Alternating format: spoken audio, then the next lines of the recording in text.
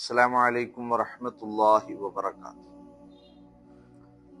ബദറിലുള്ള യുദ്ധത്തിന്റെ തുടക്കം ദ്വന്ദ്വ യുദ്ധമായിരുന്നു. 3 പേര് കൂടിയിട്ടുള്ള യുദ്ധം.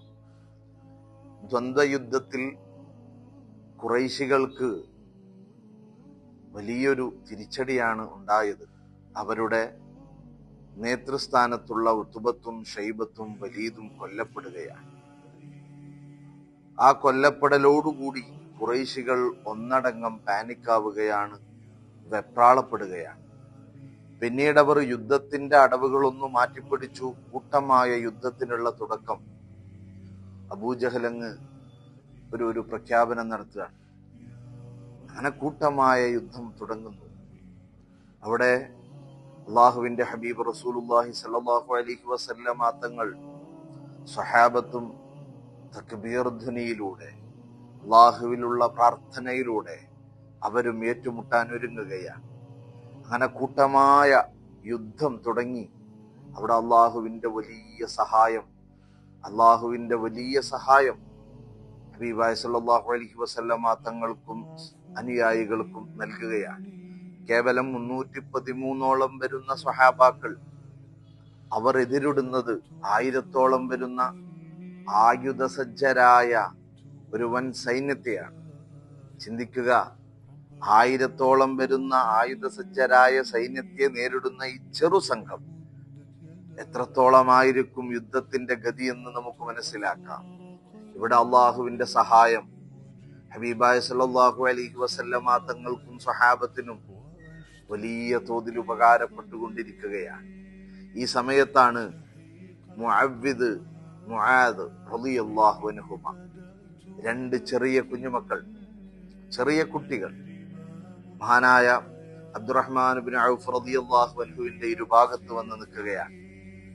ഇരുഭാഗത്ത് വന്ന് നിന്നുകൊണ്ട് അബ്ദുറഹ്മാൻ ഇബ്നു ഔഫ് റളിയല്ലാഹു അൻഹുവിനോട് പറയാണ്, ഹബീബായ റസൂലുള്ളാഹി സ്വല്ലല്ലാഹു അലൈഹി വസല്ലമ തങ്ങളെ ആക്രമിക്കുന്ന, തങ്ങളെ പരസ്യമായി ചീത്ത പറയുന്ന അബൂജഹൽ എവിടെയാണുള്ളത്, ഞങ്ങൾക്കൊന്ന് കാണിച്ചു തരുമോ? അബ്ദുറഹ്മാൻ ഇബ്നു ഔഫ് റളിയല്ലാഹു അൻഹു ചോദിച്ചു, എന്തിനു വേണ്ടിയാണ് നിങ്ങൾ അബൂജഹലിനെ അന്വേഷിക്കുന്നത്?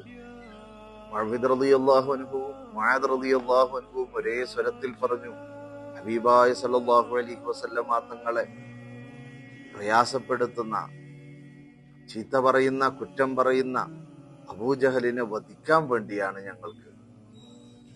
അബ്ദുറഹ്മാൻ ഇബ്നു ഔഫ് റളിയല്ലാഹു അൻഹു കാണിച്ചു കൊടുത്തു, അതാണ് അബൂജഹൽ.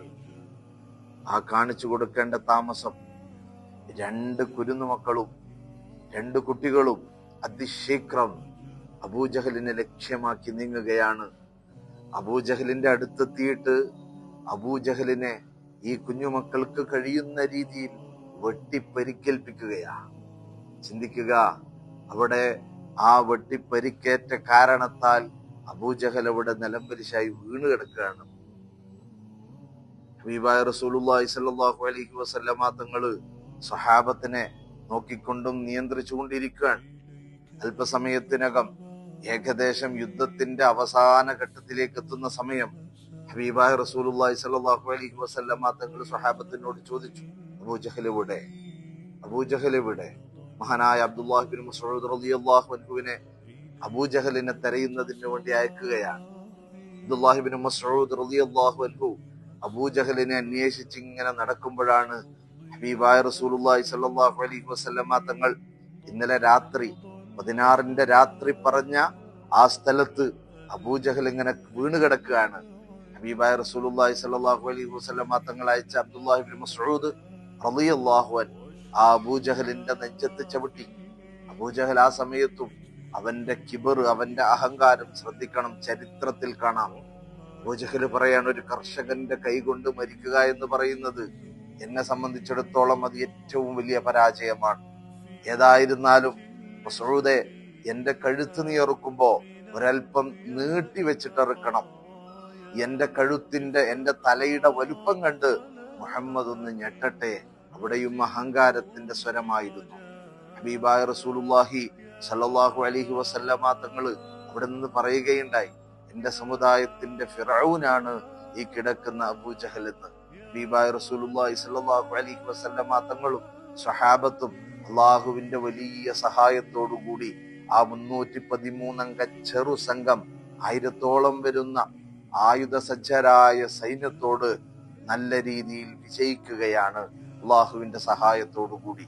14 പേരാണ് മുസ്ലിമീങ്ങളുടെ ഭാഗത്തു നിന്നും രക്തസാക്ഷിയായിട്ടുള്ളത്, ഷഹീദായിട്ടുള്ളത്. എന്നാൽ മറുപക്ഷം ഖുറൈശികളിൽ നിന്ന് 70-ഓളം പേരെ കൊല്ലപ്പെടുകയും 70-ഓളം പേരെ തുറങ്കിലടക്കുകയും ചെയ്തിട്ടുണ്ട്. ഇസ്ലാമിന്റെ ഒന്നാമത്തെ പ്രഥമ പോരാട്ടമായിരുന്നു ബദർ. അള്ളാഹു ബദരീങ്ങളുടെ ബറക്കത്ത് കൊണ്ട് നമ്മളെയൊക്കെയും രക്ഷപ്പെടുത്തട്ടെ. ആമീൻ യാ റബ്ബൽ ആലമീൻ.